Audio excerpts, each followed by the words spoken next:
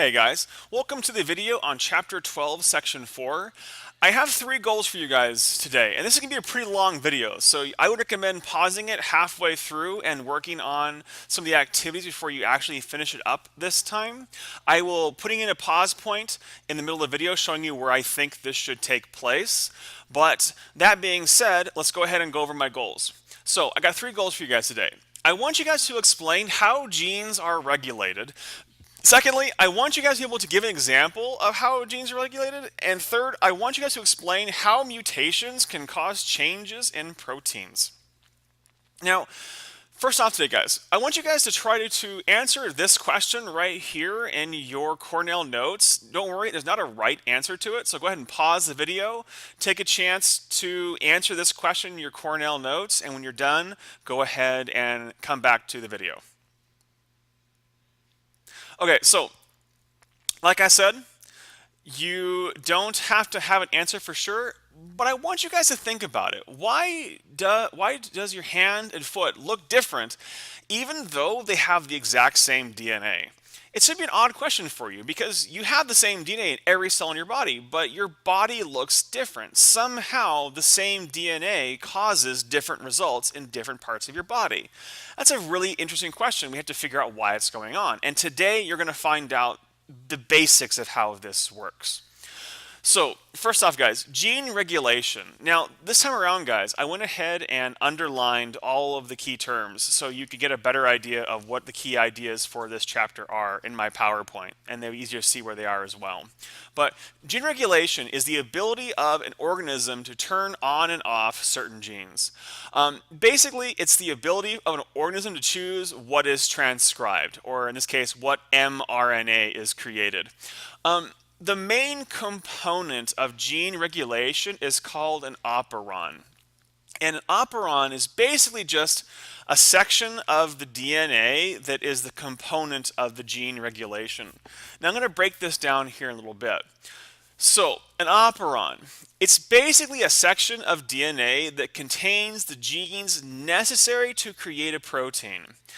Now what this means is this. Operons contain a series of things. The first thing they have is called an operator. An operator is basically an on and off switch. It's a part of the DNA that acts as an on and an off. And the second part is called a promoter. The promoter is a section on the DNA where the RNA polymerase is going to bind and give you the mRNA that's going to be created.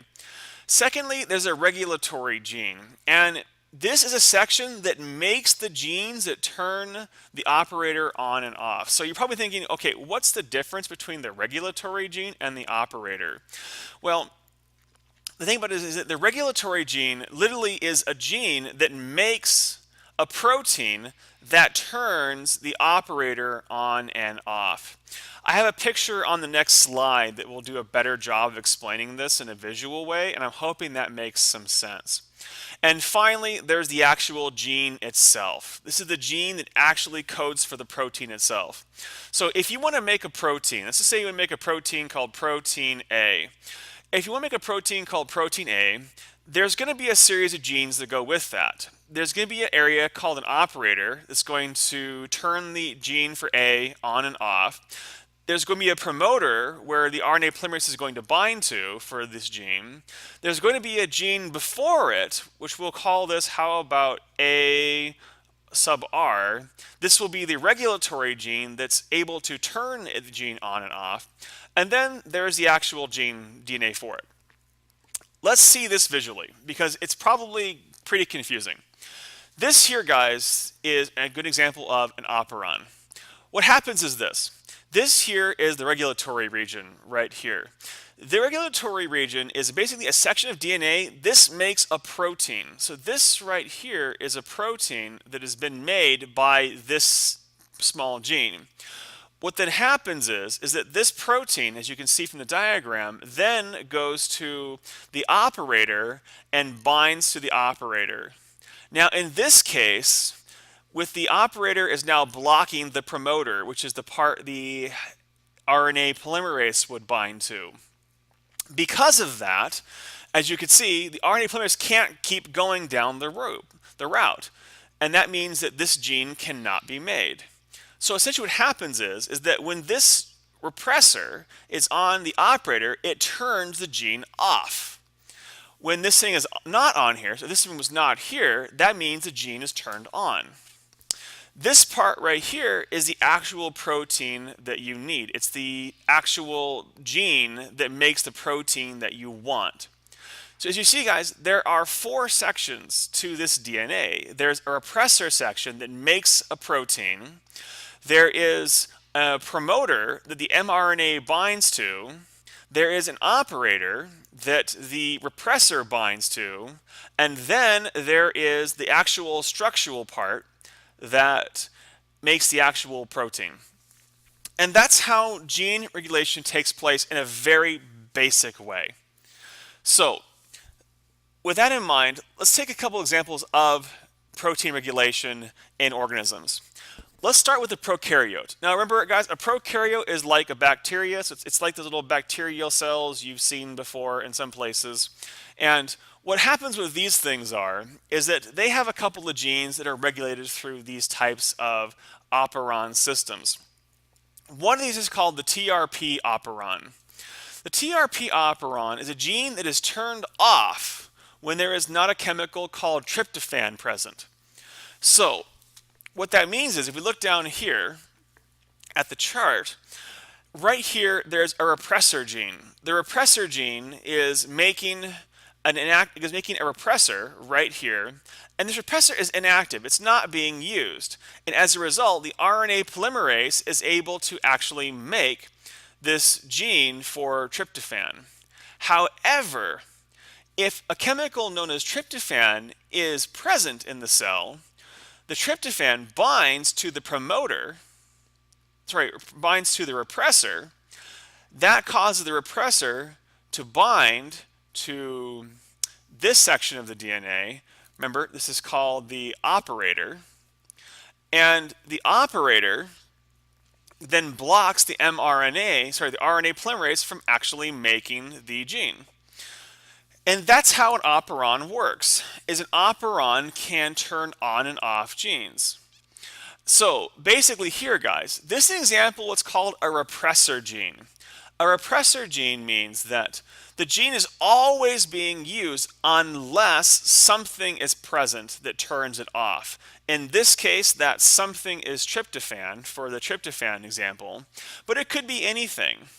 You could have a situation where there is a chemical your body needs and it's only turned off when that chemical is no longer present. So this is called a repressor, meaning that the chemical turns off the gene. Now, let's go ahead and take a look at what's called the lac operon. This is another example in prokaryotes.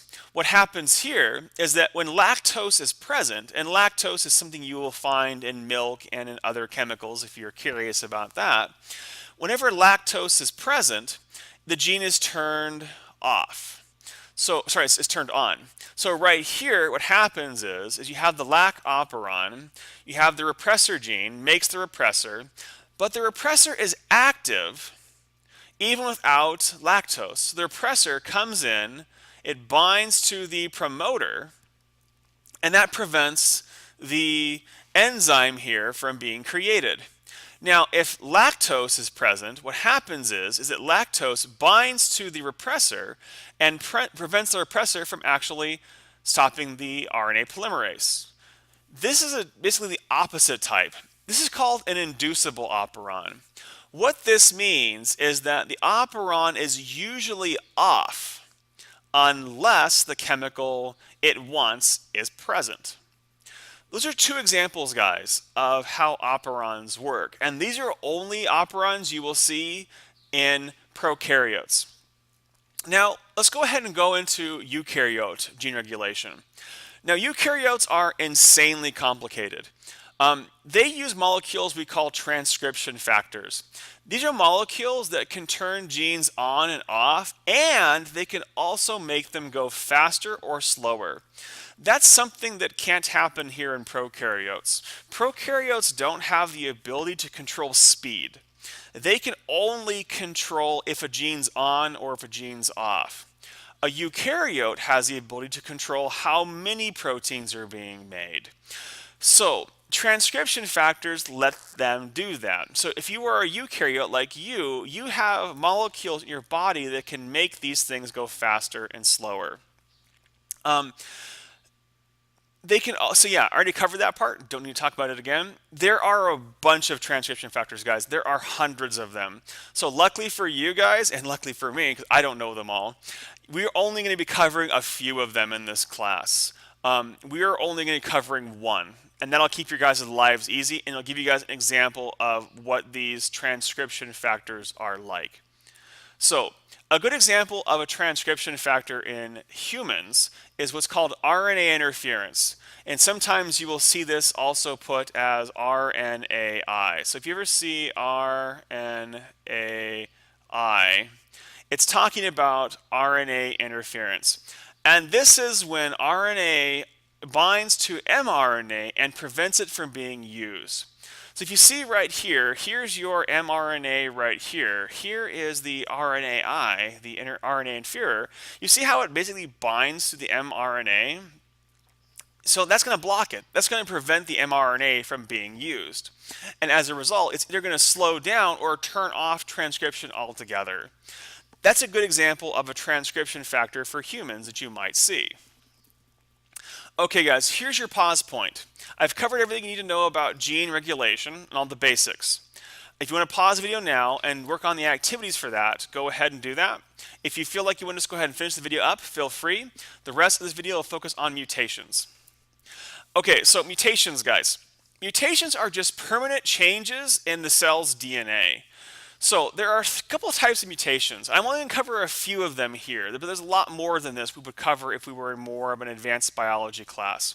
The first type is called a point mutation.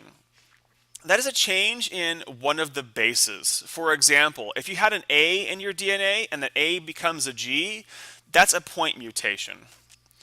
A second one is called a missense mutation, substitution, and that is when the DNA codes for the wrong amino acid. This can be caused by a point mutation, but not necessarily has to be. A point mutation can cause a missense substitution, but the point here is that when there is a change in the code, there can be a change in the amino acids. A nonsense mutation is the opposite of a missense mutation. It's when there is a change in the bases, but there is no that's the wrong one. That was the wrong type. Oopsies. A nonsense mutation is when the codon for an amino acid changes to a stop codon. So again, this can be caused by a point mutation, where all of a sudden you have a series of DNA letters and they change, and you, instead of having like tryptophan as one of your codes, it changes it to something like a stop codon, which prevents the change, which completely changes the amino acid. So here's an example right here, guys. These are two different amino acid chains. These are both proteins right here. So I'll put a P here for proteins. These are both proteins, and the small parts here are amino acids. So these are our amino acids. Now, in this mutation right here, the glutamate right here, the amino acid changed to a valine. That's going to change the protein. And if I was to actually look at this, this is actually the mutation that occurs in what a disease called hemophilia. Or, sorry, no, this is actually sickle cell. My bad. This is the mutation that happens in the disease called sickle cell. Now, you've probably heard of sickle cell because we covered it in Mendelian genetics.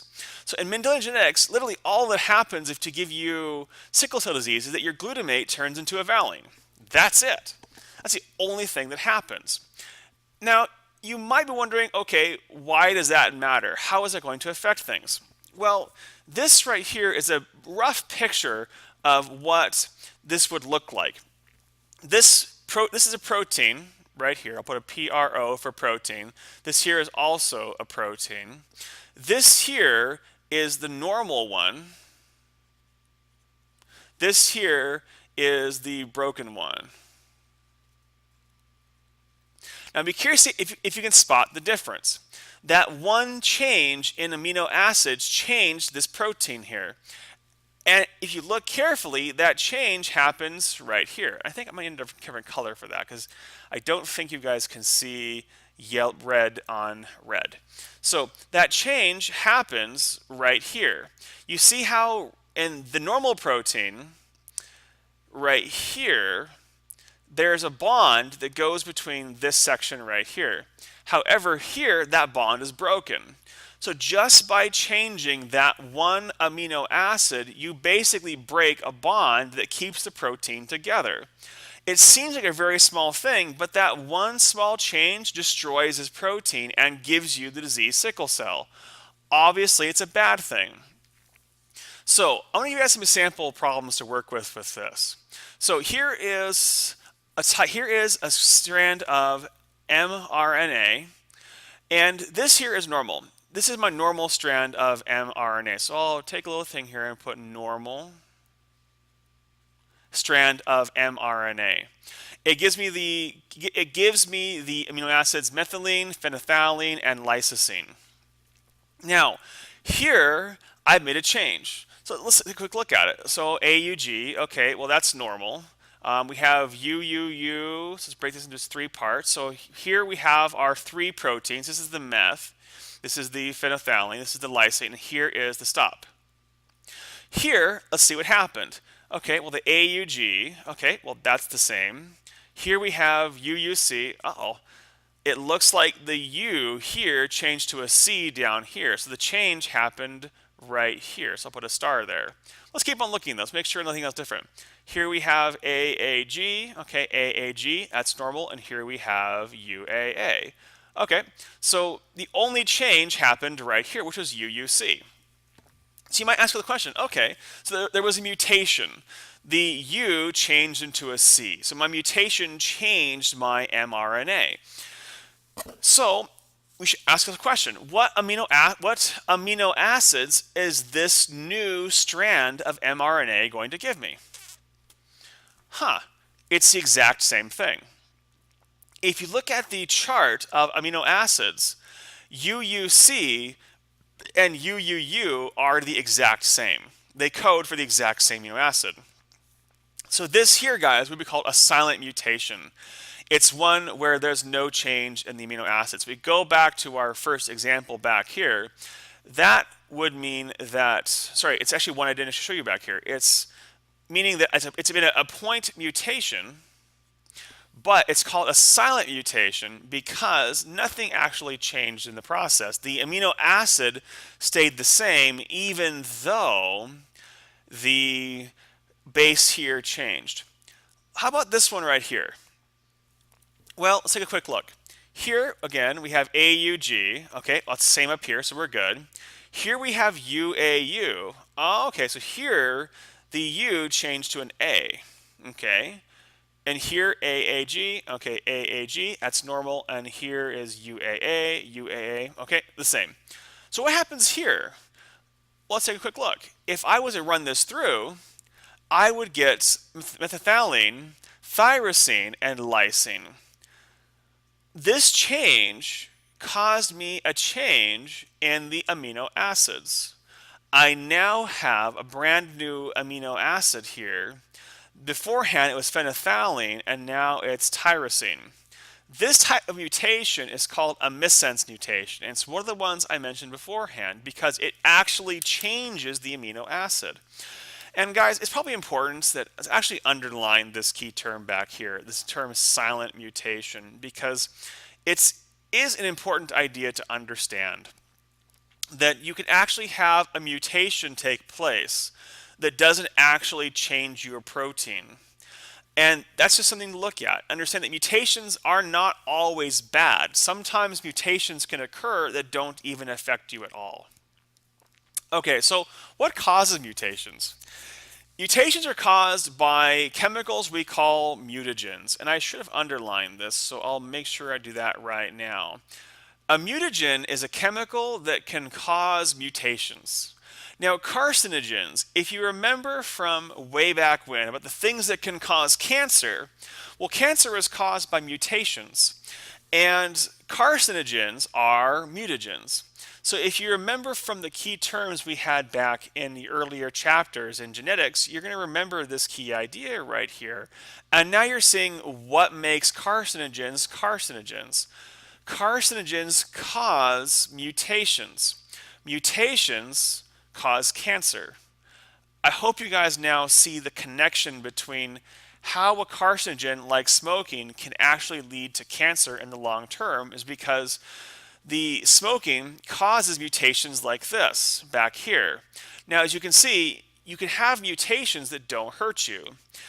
Obviously, the mutations caused by cancer, though, are mutations that can hurt you.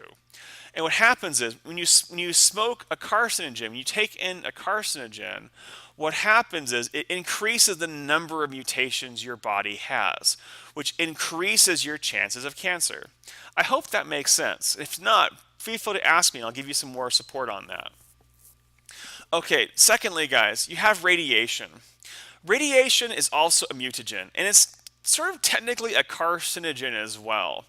And this is the reason why, have you ever heard like radiation? So being around radiation or being around a nuclear explosion or a dirty bomb is usually a bad thing. And the reason why is because it causes mutations.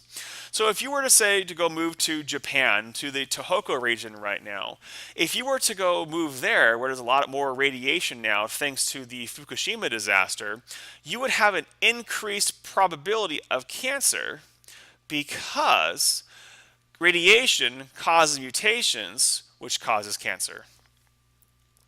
Okay, one more point, guys. So when do mutations matter? Well, mutations can occur in two different places.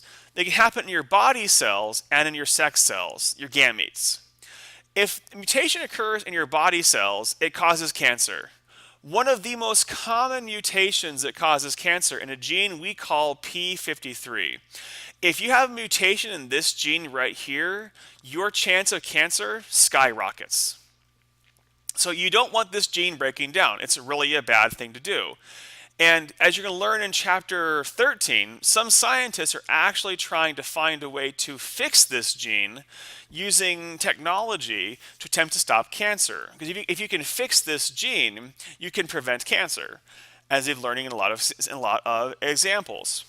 Now, mutations can also occur in your sex cells.